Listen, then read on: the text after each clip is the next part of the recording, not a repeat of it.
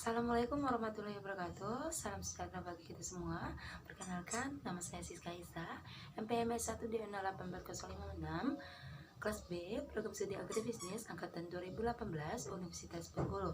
Baiklah, pada hari ini saya akan menayangkan hasil presentasi saya untuk tugas pembiayaan perusahaan pertanian dengan tema modal perusahaan.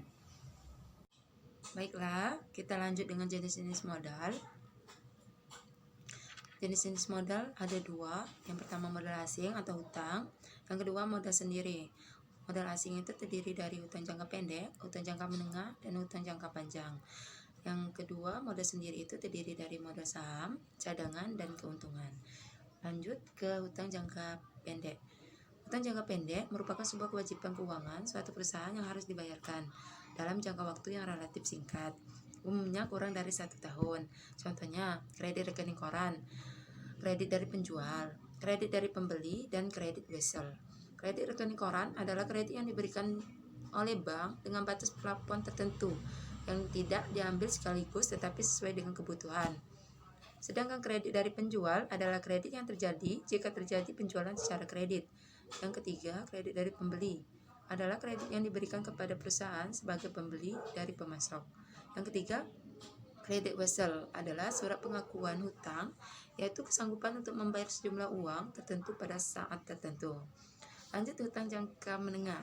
Hutang jangka menengah adalah hutang yang memiliki jangka waktu yang lama lebih dari hutang jangka pendek dan lebih singkat dari hutang jangka panjang. Biasanya hutang jangka menengah dilakukan dalam jangka waktu yang lebih dari 1 tahun dan kurang dari 10 tahun. Contohnya, term loan adalah dibayar dengan angsuran tetap selama periode pinjaman. Yang kedua, leasing adalah persetujuan antara dasar kontrak di mana pemilik aktiva menginginkan pihak lain untuk menggunakan jasa dari aktiva tersebut selama periode tertentu dan hak atas aktiva tetap pada lensor. Lanjut, hutang jangka panjang.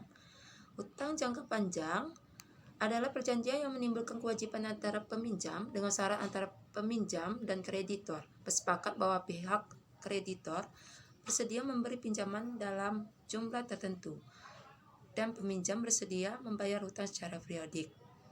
Contohnya, pinjaman obligasi dan pinjaman hipotek. Pinjaman obligasi adalah pinjaman di mana debitur mengeluarkan surat pengakuan hutang yang mempunyai nominal tertentu.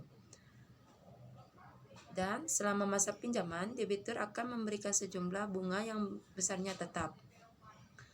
Dan pokok pinjaman akan dikembalikan pada akhir masa pinjaman.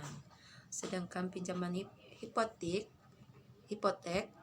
adalah kreditur diberi hak hipotek terhadap suatu barang tidak bergerak agar bila debitur tidak memenuhi kewajiban, barang itu dapat dijual dan dari hasil penjualan dapat digunakan untuk menutup tagihannya. Baik, kita lanjut ke modal sendiri. Modal sendiri adalah investasi yang dilakukan pemilik perusahaan. Modal sendiri itu sendiri ada dua macam. Yang pertama saham biasa dan kedua saham preferred atau saham istimewa. Saham biasa adalah memberikan keuntungan berupa dividen pada saat perusahaan mendapat laba dan memiliki hak suara. Sedangkan saham preferred atau saham istimewa memberikan prioritas lebih dahulu untuk mendapatkan dividen sebelum pemilik saham biasa dan tidak memiliki hak suara. Saham biasa memiliki hak suara, sedangkan saham preferred tidak memiliki hak suara. Kita lanjut ke sumber modal. Adanya modal pasti ada sumber di mana kita mendapatkan sumber itu tersebut. Yang pertama ada modal internal dan yang kedua ada modal eksternal. Modal internal itu sendiri adalah sumber dari usaha yang dilakukan oleh perusahaan yang menghasilkan keuntungan. Contohnya keuntungan yang ditahan, penyusutan. Dan dua, modal eksternal. Modal eksternal itu sendiri dari sumber pihak luar, contohnya bank, supplier, perusahaan leasing, dan pasar modal. Kita lanjut ke struktur kekayaan. Struktur kekayaan adalah perbandingan baik dalam arti absolut maupun relatif antara aktif pelancar dan aktif tetap. Contohnya aktif pelancar 80, aktif tetap 120 perbandingnya 8:12 atau 40% berbanding 60. Struktur finansial adalah perbandingan baik dalam artian absolut maupun relatif antara total kewajiban dan modal sendiri. Sedangkan struktur modal adalah merupakan perbandingan antara kewajiban jangka panjang dengan jumlah modal sendiri. Jadi ya, struktur kekayaan itu aktif lancar dan aktif tetap. Sedangkan struktur finansial itu total kewajiban dan modal sendiri, struktur modal jangka panjang dan jumlah modal sendiri. Baiklah, kita lanjut ke contoh perusahaan ABC neraca per 31 Desember 2008. Baik, mungkin bisa Anda lihat sendiri di slide ini. Lanjut ke laporan rugi laba tahun 2008. Mungkin bisa Anda juga lihat di slide laporan rugi laba tahun 2008, penjualan harga pokok, penjualan laba kotor, biaya penjualan, biaya admin, laporan operasi bunga laba sebelum pajak, pajak penghasilan, laba bersih setelah pajak. Baik, kita lanjut aja ke modal kerja. Modal kerja itu sendiri adalah modal yang dibutuhkan untuk menjalankan kegiatan perusahaan sehari-hari atau untuk menjaga kontinuitas usaha perusahaan. Contoh, untuk membeli bahan baku, membayar tenaga kerja, dan membayar hutang dagang.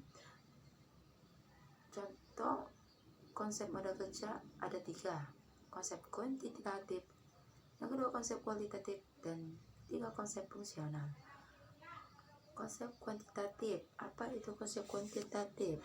Konsep kuantitatif itu, konsep ini menitik beratkan pada jumlah yang diperlukan untuk mencukupi kebutuhan perusahaan dalam biaya operasinya yang bersifat rutin. Dan konsep ini menganggap bahwa modal kerja adalah jumlah aktif lancar.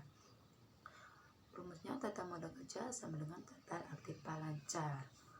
Lalu ke konsep kualitatif. Konsep kualitatif itu sendiri adalah konsep ini menitik beratkan pada kualitas modal kerja.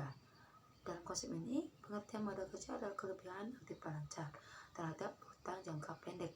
Definisi ini menunjukkan margin of expectation antara tingkat keamanan dari kreditur jangka pendek serta menunjukkan kelangsungan operasi perusahaan di masa datang. Contoh rumusnya, modal kerja sama dengan total HL dikurang total HL. Lanjut ke konsep fungsional. Konsep fungsional ini menitik beratkan pada fungsi dari dana yang dimiliki dalam rangka penghasilan dalam rangka menghasilkan pendapatan laba dari usaha pokok perusahaan. Semua dana yang dimiliki perusahaan pada dasarnya digunakan untuk menghasilkan pendapatan, tetapi tidak semuanya dana itu menghasilkan laba periode ini. Baik, kita lanjut pentingnya modal kerja. Kenapa pentingnya modal kerja? Yang pertama, memungkinkan perusahaan dapat beroperasi dengan efisien. Jadi dengan adanya modal kerja, perusahaan itu dapat beroperasi dengan efisien. Yang kedua, memungkinkan perusahaan memberikan syarat kredit ke langganan. Yang ketiga, memungkinkan perusahaan mempunyai persediaan dalam jumlah yang cukup. Yang keempat, memungkinkan perusahaan dalam memenuhi kewajibannya tepat waktu. Dan yang kelima, melindungi perusahaan dari krisis modal kerja. Baik, mungkin itulah presentasi dari saya. Saya ucapkan terima kasih. Semoga bermanfaat. Saya akhiri. Wassalamualaikum warahmatullahi wabarakatuh.